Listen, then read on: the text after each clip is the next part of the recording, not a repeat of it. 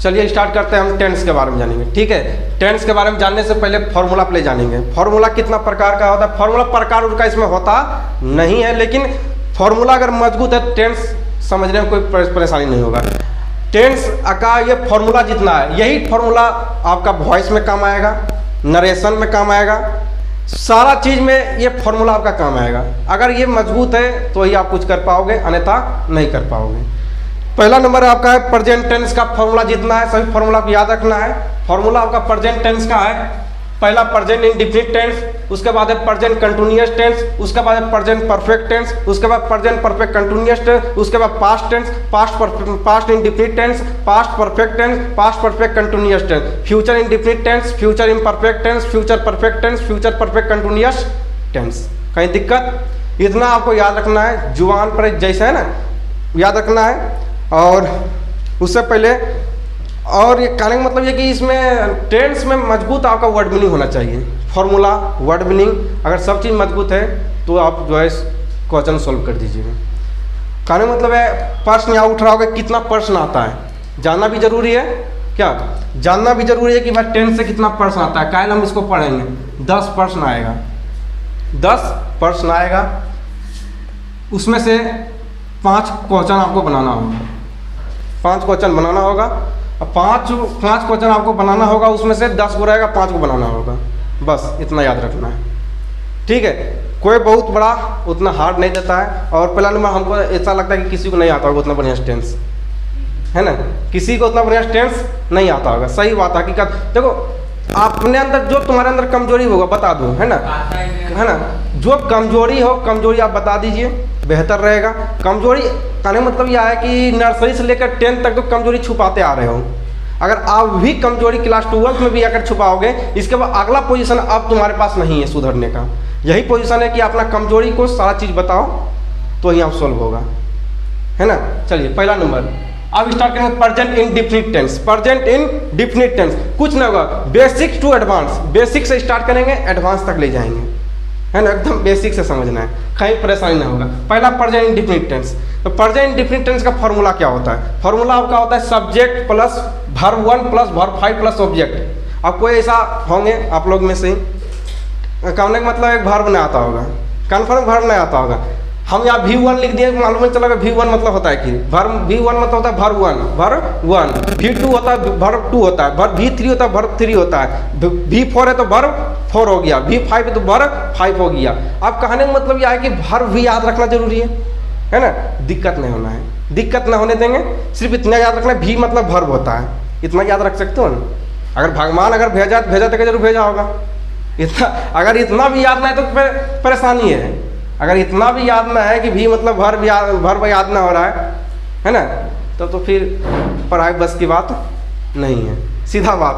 आगे बढ़ते हैं। उसके बाद स्ट्रक्चर इसका क्या होता है, कहने का मतलब इसका फॉर्मूला क्या होता है? Subject plus V1 plus V5 plus object. कहने का मतलब यह है कि प्रेजेंट इंडेफिनिट टेंस में वर्ब 1 का भी प्रयोग करेंगे और वर्ब 5 का भी प्रयोग करेंगे, कहीं परेशानी नहीं होनी चाहिए।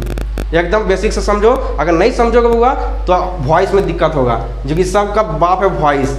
8 क्वेश्चन डायरेक्ट 8 क्वेश्चन आता है, ऑब्जेक्टिव में डायरेक्ट 8 क्वेश्चन पूछता है, नरेशन 8 क्वेश्चन देता है, 8 से 10 क्वेश्चन देता है। 10 ये नहीं कि उसमें 10 में से 8 दो को बनाना है, 3 को बनाना है, 10 में तो 10 बनाना है, ऑब्जेक्टिव में रहता है।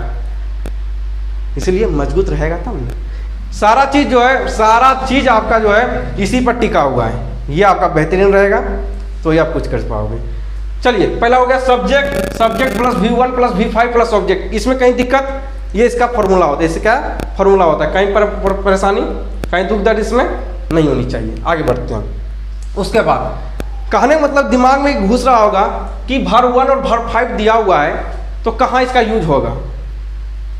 दिमाग में अगर थोड़ा सा भी दिमाग है, अगर दिमाग थोड़ा सा भी काम कर रहा होगा तो दिमाग ये काम कर रहा होगा कि वर्ब 1 और वर्ब 5 दिया हुआ है, और भैया हमरा तो कहीं दिखिए रहा है कि सिर्फ सब में दिख रहा है, वर्ब 3 दिख रहा है, वर्ब 4 दिख रहा है, वर्ब 4 दिख रहा है, वर्ब 2 दिख रहा है, एक ही वर्ब सब में दिख रहा है, लेकिन इसमें वर्ब 1 वर्ब 5 क्यों दिख रहा है, 2 वर्ब इसमें क्यों दिया है? ये तो सोचने वाली विषय है ना, इसमें तो आप सोच सकते हो ना कि क्यों ऐसा हो रहा है ना। टेंशन नहीं लेना है ना, टेंशन अभी नहीं लेना है। चलिए आगे बढ़ते हैं। उसको भी बताएंगे। उसके बाद प्रेजेंट कंटिन्यूअस टेंस को ही कहा जाता है प्रेजेंट इम्परफेक्ट टेंस। याद रखना है, कहीं परेशानियां नहीं होनी चाहिए। प्रेजेंट कंटिन्यूअस टेंस को ही प्रेजेंट इम्परफेक्ट टेंस कहते हैं। कहीं दिक्कत इसमें नहीं होनी चाहिए। इसका फॉर्मूला होता है subject plus is am are plus verb four plus ING। Verb plus verb four, याद रखना है, वर्ब फोर को ही ING कहते हैं। ING लगा देंगे जिसका मतलब हो गया वर्ब फोर। ING अगर किसी वर्ब में ING लगा मिल जाए, अगर किसी बउआ दांत चियारे हो गए, दांत नहीं चियारना है ना बउआ, थोड़ा सा भी दिमाग में है। आगे बढ़ते हैं। Subject is am are verb four plus object, verb four plus object. आपको अगर किसी भी वर्ड में अगर ING यही सारे लड़के है ना, आगे चलकर यही सब जो है परसेंटेज खराब आता है, यही सब कारण होता है। मेन मुद्दा यही होता है। मेन मुद्दा अगर बच्चे को अगर परसेंटेज खराब आ रहा है तो यही कारण है। कल अगर बोर्ड एग्जाम में अगर 10 प्रश्न आएगा और निश्चित है कि 10 प्रश्न हर साल पूछता है और पेपर के बीच में रहता है, ठीक है, पेपर के बीच में रहता है, और वही सब लड़का 10 को छोड़ के चला जाएगा। क्यों चलाएगा? अभी तो दांत चियार रहा है, बाद में जब बोर्ड एग्जाम बैठेगा तो एक भी क्वेश्चन उससे सॉल्व ना होगा। मालूम ही नहीं चलेगा कौन प्रेजेंट इंडिफिनिट टेंस, कौन प्रेजेंट इम्परफेक्ट टेंस का सवाल है, कौन सा वर्ब इसमें प्रयोग होगा, मालूम ही नहीं चलेगा। इसलिए अभी वक्त है, सुधर जाओ, नहीं तो फिर सुधरने का समय नहीं है। लेकिन याद रखना, फिर वो समय भी दूर नहीं है जब तुम्हारे साथ पढ़ने वाला ही दोस्त तुमसे आगे निकल जाएगा और तुम अपने गलतियों को कोसते रहोगे कि हमने उस समय गलतियां क्या किया था, उसमें मैंने गलतियां क्या किया था। और उस समय जब आंखों से आंसू भी नहीं आएगा, आंसू की कमी पड़ जाएगा उस समय, ठीक है। इसलिए याद रखना, पढ़ाई करते हो तो सिर्फ पढ़ाई करो। आगे बढ़ते हैं। उसके बाद समझो, जिस वर्ड में कहने का मतलब जैसे यहाँ पे दे दिए हैं प्लेइंग, तो आपको यहाँ दिख रहा होगा, प्लेइंग में आपको दिख रहा होगा यहाँ पे ING लगा हुआ। क्या लगा हुआ है? यहाँ पे ING लगा हुआ है। जब यहाँ पे ING लगा है, इसका मतलब ये कौन सा वर्ब होगा? वर्ब फोर होगा। यही सब यूज होगा। अभी ING लगा हुआ लास्ट में, इसका मतलब वर्ब फोर है। आगे देखते हैं, समझो बुआ। हम अगर चाहते हैं ना सिर्फ फॉर्मूला समझा के चले जाते हैं, लेकिन एक चीज समझा रहे हैं, बढ़िया समझे। चलिए आगे बढ़ते हैं। उसके बाद प्रेजेंट परफेक्ट टेंस, इसका फॉर्मूला होता है subject plus has have plus V3 plus object. Subject plus has have plus V3 plus object. उसके बाद अगला है present perfect continuous tense. Present perfect continuous tense का फॉर्मूला क्या होता है? तो याद रखना है, प्रेजेंट परफेक्ट कंटिन्यूअस टेंस का फॉर्मूला होता है subject plus has have plus been plus V4 plus object. याद रखना है। यहाँ पे याद ये रखना है कि जैसे ही यहाँ परफेक्ट था, अब परफेक्ट में जैसे कंटिन्यूअस लग गया, परफेक्ट में जैसे ही कंटिन्यूअस लग गया, वैसे ही एक चेन इसमें आ गया कि विन लग गया। एक क्या लग गया इसमें? एक इसमें विन लग गया। क्या लग गया? तो यहाँ पे विन लग गया। कहने का मतलब यह है कि प्रेजेंट परफेक्ट टेंस का फॉर्मूला क्या होता है? तो प्रेजेंट परफेक्ट टेंस का फॉर्मूला होता है subject plus has have plus V3 plus object होता है। लेकिन जब प्रेजेंट परफेक्ट कंटिन्यूअस टेंस में आते हैं तो यहाँ पे कंटिन्यूअस लग गया। प्रेजेंट परफेक्ट टेंस याद करने का ट्रिक बता रहे हैं, नहीं तो डरते दिन कट जाएगा। प्रेजेंट परफेक्ट टेंस है, ये भी प्रेजेंट परफेक्ट टेंस है, तो सेम देंगे subject plus has have V4 plus object देंगे।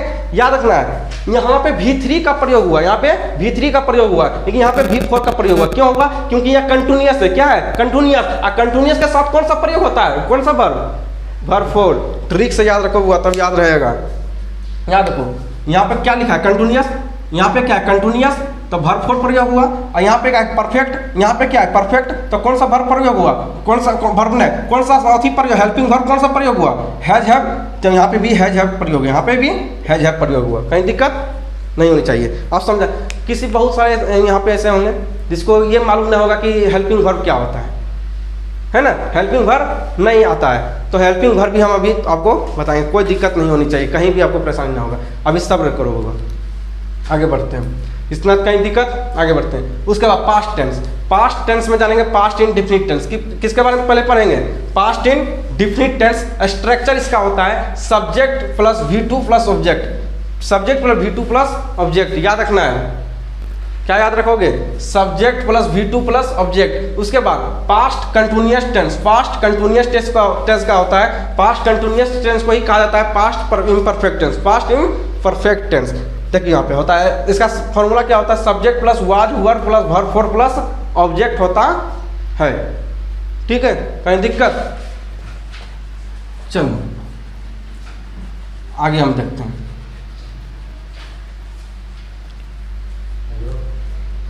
चलो उसके बाद पास्ट परफेक्ट टेंस।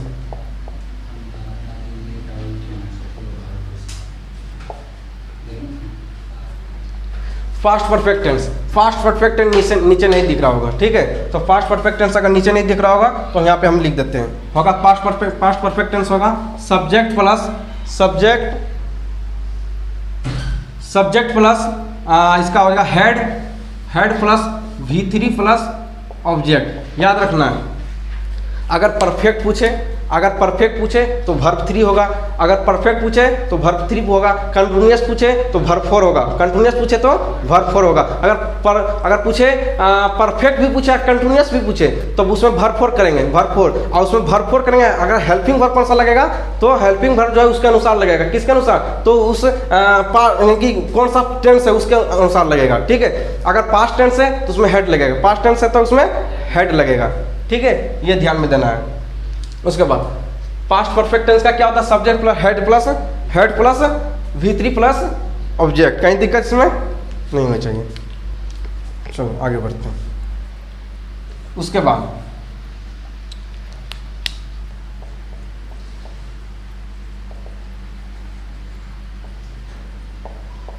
फास्ट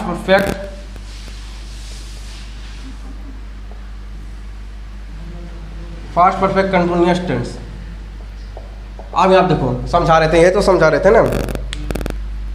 यहाँ पे दिया हुआ परफेक्ट, यहाँ दिया हुआ कंटिन्यूअस। परफेक्ट और कंटिन्यूअस दोनों दिया है, परफेक्ट दिया है और कंटिन्यूअस भी दिया हुआ है। इसका मतलब वर्ब कौन सा प्रयोग होगा?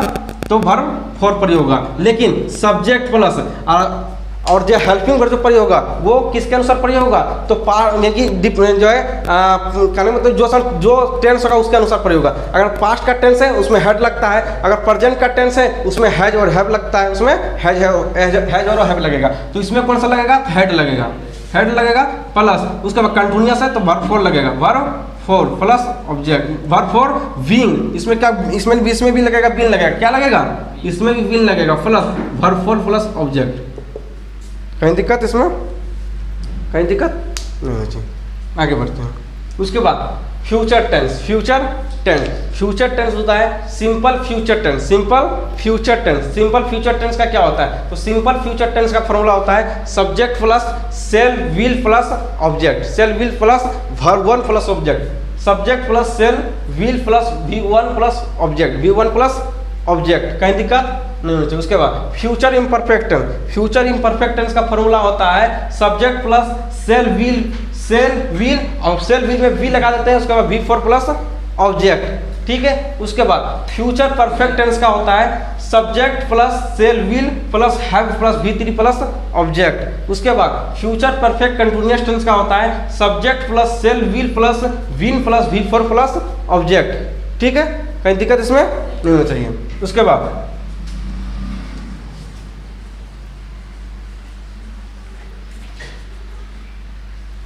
बाद आते हैं प्रेजेंट इंडिफिनिट टेंस का नेगेटिव बनाते हैं। क्या बनाएंगे?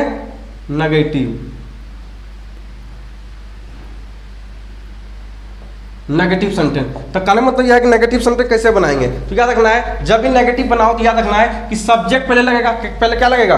पहले सब्जेक्ट का प्रयोग होगा, उसके बाद सब्जेक्ट के बाद लगेगा क्या लगेगा? डू लगेगा, डू के बाद लगेगा डू प्लस डू लगेगा, उसके बाद लगेगा डज लगेगा। क्या लगेगा?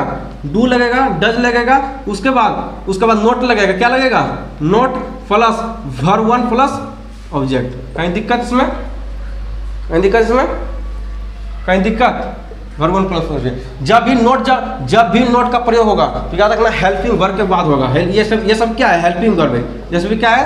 हेल्पिंग वर्ब है। हेल्पिंग वर्ब के बाद ही नोट का प्रयोग होगा, कहीं दिक्कत नहीं होनी चाहिए। उसके बाद जब हम बनाएंगे इंट्रोगेटिव बनाएंगे तो क्या करेंगे? यही डू डज को आगे कर देंगे, यही डू डज को आगे कर देंगे। किसमें? तो इंट्रोगेटिव में। इंट्रोगेटिव में क्या करेंगे? तो डू और डज को आगे कर देंगे,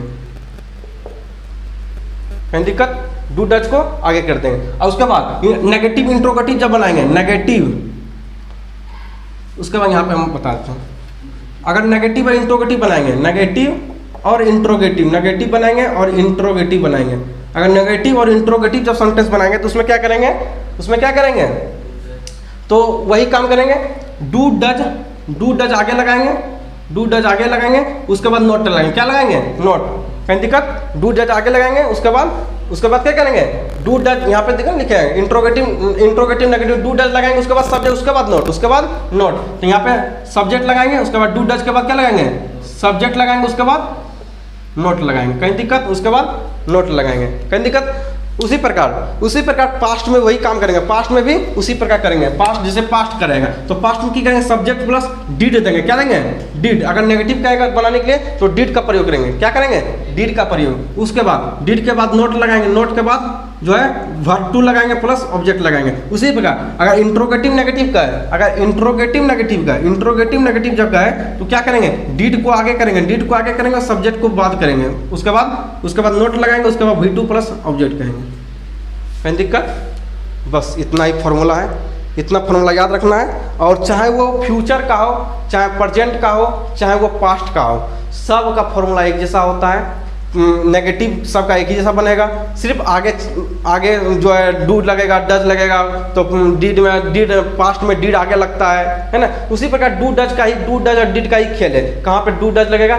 डू डज के बाद ही नोट लगेगा। अगर नेगेटिव बनेगा डू डज के बाद ही नोट लगेगा, ठीक है? कहीं परेशानी नहीं चाहिए, ठीक है? फिर नेक्स्ट वीडियो में इसके आगे समझेंगे।